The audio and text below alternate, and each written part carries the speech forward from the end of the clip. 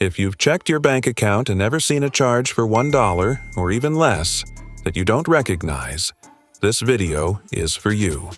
Because that tiny charge you almost ignore is one of the most common warning signs that a much bigger theft is already in motion. And by the time most people realize what's happening, their account is already drained.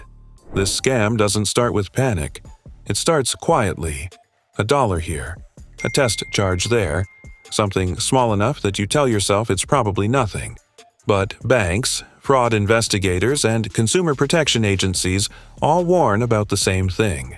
That small charge is often the first step in a much larger account takeover.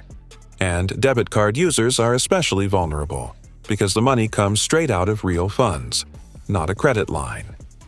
Today, we're breaking down how the $1 charge scam works, why scammers rely on it, how it escalates into full account drains, and what you need to do the moment you see it. By the end of this video, you'll know exactly when a small charge is harmless, when it's dangerous, and how to stop it before it turns into a financial nightmare. How the $1 charge scam really starts. For most victims, the story begins the same way. They're checking their bank account, scrolling through transactions, or getting a notification alert. Everything looks normal at first. Groceries, gas, streaming services, maybe a coffee. Then there it is, a $1 charge. Sometimes 99 cents, sometimes even $0. The merchant name is unfamiliar, vague, or shortened. It doesn't clearly say what it's for, and because it's such a small amount, most people dismiss it. They assume it's a mistake, a temporary hold, or a company verifying a card. And sometimes that's true. Some legitimate businesses do place small authorization charges that drop off later, but scammers know this, and they exploit that hesitation. According to fraud analysts, criminals deliberately choose tiny amounts because they blend into everyday spending. A large, unauthorized charge triggers panic. A $1 charge triggers doubt. And doubt buys scammers time. That time is what allows the scam to escalate. Why scammers use small test charges. The $1 charge is not the end goal. It's a test. Scammers use it to confirm 3 things. First, that the card number is valid. Second, that the account is active. And third, that the victim isn't paying close attention. Once that small transaction goes through without being reported, the scammer knows they have a live account. At that point, the card details are either used directly or sold to other fraud groups. This tactic has been documented in multiple banking industry reports. It's commonly referred to as a card testing or authorization test scam. And it's one of the most reliable predictors of future fraud. In many cases, the $1 charge happens days or even weeks before the real damage begins. Victims later tell investigators they remember seeing the charge but didn't think it mattered. By the time larger withdrawals or purchases appear, the trail feels cold. That's exactly how scammers want it, where the card data usually comes from. One of the most unsettling parts of this scam is that victims almost never know where the compromise actually happened. When people review their spending history, they often say the same thing. I don't remember doing anything risky. And in many cases, they're right. Card data today can leak from places you'd never suspect. Large retail and service companies experience data breaches more often than most consumers realize. When those breaches happen, card numbers aren't always used immediately. They're stored, bundled, and quietly sold months later, long after the original breach has faded from the news. By the time a $1 test charge appears, the original source feels impossible to trace. Phishing plays a major role as well. Fake shipping notices, subscription renewals, refund messages, and account alerts are designed to look routine. Victims enter card details on convincing pages without realizing the site is fraudulent. Even a single exposure is enough. Physical theft hasn't disappeared either. Card skimming devices, compromised payment terminals, and contactless scanning in crowded spaces continue to supply fresh data. In some cases, victims were skimmed while traveling, attending events, or standing in checkout lines. There are also third-party services most people trust without question. Subscription platforms, delivery apps, and payment processors can all become weak links. A breach at any one of them can expose card data without the victim ever interacting with the scammer directly. Once card information enters underground markets, it circulates constantly. Criminals test it, resell it, and retest it. That $1 charge is how they decide whether your card is worth exploiting next. How the scam escalates. After the $1 charge. Once that small test charge goes through, scammers slow down rather than rush. Their goal is to stay invisible for as long as possible. Jumping straight to a large withdrawal would trigger fraud systems and alert the victim immediately. So instead, they take a measured approach. The next step is usually a series of small, ordinary-looking purchases. Digital subscriptions, app charges, low-cost online orders, or gift card balances are common targets. These transactions are fast, easy to process, and often difficult to reverse once completed. Because the amounts are modest, many victims either don't notice them or assume they're forgotten purchases. Timing plays a critical role. Scammers frequently operate late at night, on weekends, or during holidays. These are periods when banks may respond more slowly and when people are less likely to check account activity in real time. Fraud alerts, if they arrive at all, may go unnoticed until hours later. For debit card users, this stage is especially dangerous. Every transaction pulls directly from available funds. There is no credit line acting as a buffer and no delay before the money leaves the account. Each small charge quietly reduces the balance, sometimes over several days.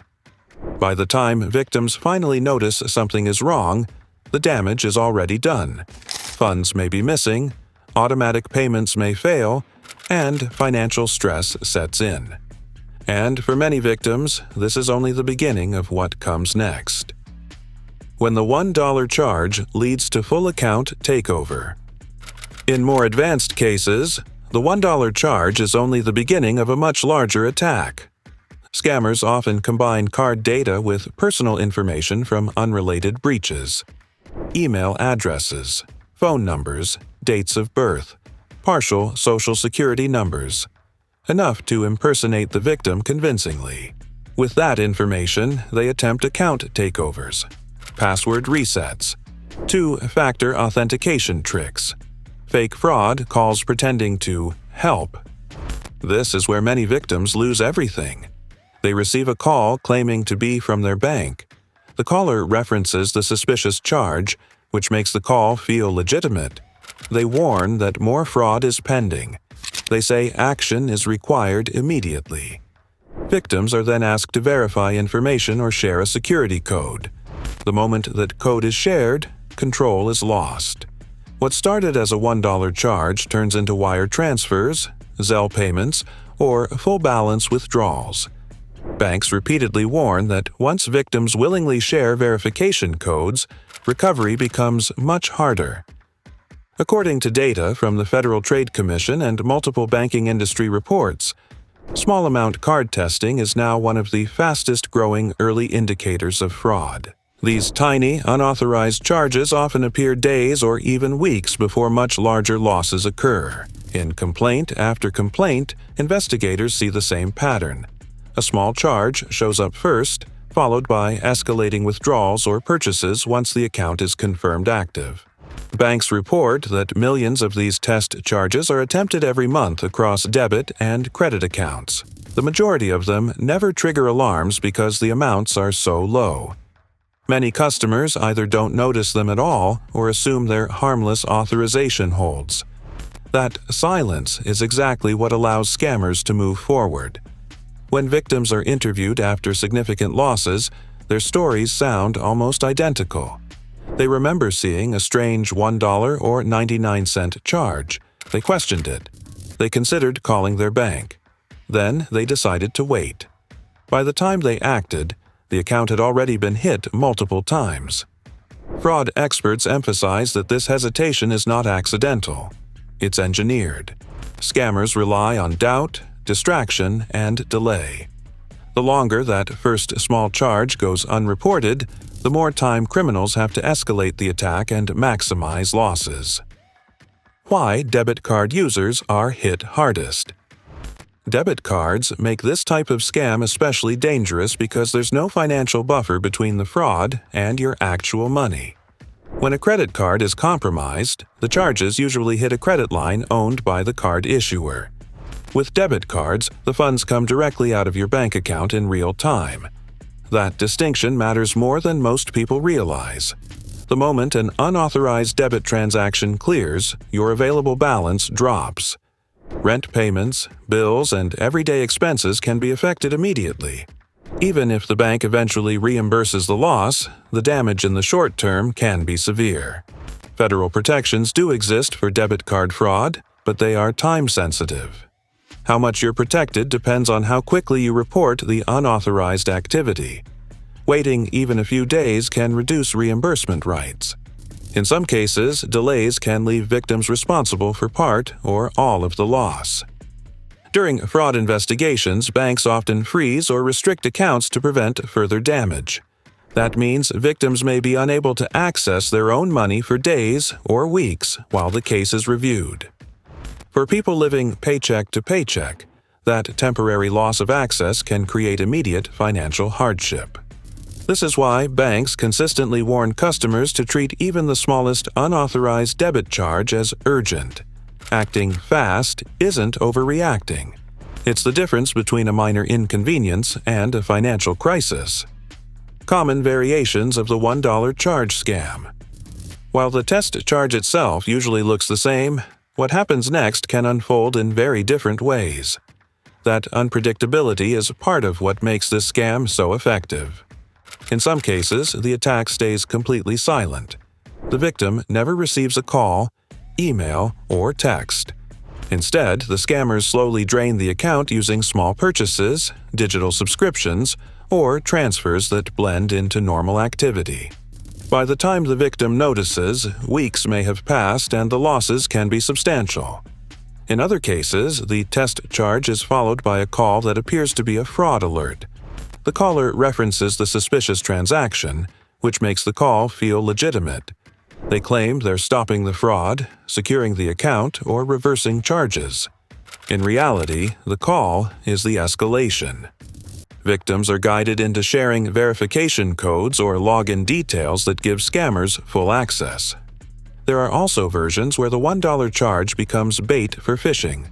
Victims receive emails or texts claiming a refund is pending or that the charge needs confirmation. The links lead to fake banking pages designed to steal credentials or install malware. The surface details change, but the strategy never does. Scammers start small to avoid suspicion, create a sense of legitimacy, and wait for the right moment to strike. Why people miss the warning signs. This scam doesn't work because people are careless. It works because it blends perfectly into normal, everyday behavior. Most people check their bank accounts quickly, usually while multitasking. They scan for big numbers, obvious problems, or charges that clearly don't belong. Small amounts rarely trigger alarm. Modern banking apps make this even easier to miss. Transaction lists are long, updated constantly, and filled with routine purchases. A $1 charge doesn't stand out the way a large withdrawal or an unfamiliar store name might. It looks minor, temporary, or accidental. And scammers know that. There's also a strong psychological element at play. People don't want to overreact or feel embarrassed by calling their bank about something that turns out to be legitimate. Many assume the charge will disappear on its own or is just a verification hold. That assumption delays action. Trust plays a role, too. Consumers believe banks will automatically catch serious fraud. While banks do monitor activity, they can't flag every small charge without risking constant false alarms. Scammers take advantage of that gap. Knowing the responsibility often falls on the account holder to notice and report unusual activity. Distraction is another factor. Life moves fast. Bills, work, family, and responsibilities compete for attention. A tiny, unexplained charge doesn't feel urgent in the moment. It gets mentally bookmarked for later. Later never comes. That hesitation is exactly what scammers rely on. Every hour a test charge goes unreported is time they can use to escalate the attack. The scam isn't built on deception alone. It's built on delay. The most important thing to understand is this. You don't need to know whether the charge is fraudulent before acting. You just need to know that you didn't authorize it. The moment you see an unfamiliar small charge, treat it as a warning signal. Contact your bank through official channels, not through links, not through phone numbers in texts or emails. Banks would rather investigate a false alarm than clean up a drained account. In many documented cases, accounts were saved simply because victims acted at the test charge stage. Inside fraud departments, small test charges are taken very seriously. They're often flagged as precursors to larger attacks. When customers report them quickly, banks can block cards, monitor accounts, and prevent escalation. When customers don't report them, banks may assume the charge was legitimate. That distinction matters. How to protect yourself going forward. The safest way to defend against this scam is to change how you think about your bank activity. Your transaction history isn't just a record of spending. It's an early warning system. Reviewing it regularly allows you to spot small changes before they turn into major losses. Real-time alerts can help even more, especially when they notify you of any charge, no matter how small. Whenever possible, avoid using debit cards for online purchases. Credit cards offer stronger consumer protections and give you time to dispute fraud before money leaves your possession. That buffer can make a significant difference if something goes wrong. Any call, email, or text referencing recent charges should be treated with caution, even if the details sound accurate. Scammers often use real information to appear legitimate. Never rely on contact information provided in a message. Always verify by contacting your bank directly through the official app or the number on the back of your card. Most importantly, don't let urgency override common sense. Scammers thrive on rushed decisions. They want you to act before you think. Real financial institutions don't pressure you into immediate action without giving you time to verify. When something feels urgent, pause. That moment of hesitation can stop the scam before it starts. That small charge you almost ignore may be the loudest warning you'll ever get. It's not about the dollar, it's about what comes next. Scammers rely on hesitation, distraction, and trust. The faster you act, the less damage they can do. If this video helped you understand how these scams really work, take a moment to check your recent transactions. Not out of fear, but out of awareness. Scammers succeed when people don't know what to look for. Now you do. If you want to stay ahead of the latest scams targeting everyday people, consider subscribing to the channel. We break these tactics down clearly, without hype, so you can protect yourself and the people around you. And if you know someone who ignores small charges because they don't seem worth worrying about, share this video with them. That $1 could save them thousands.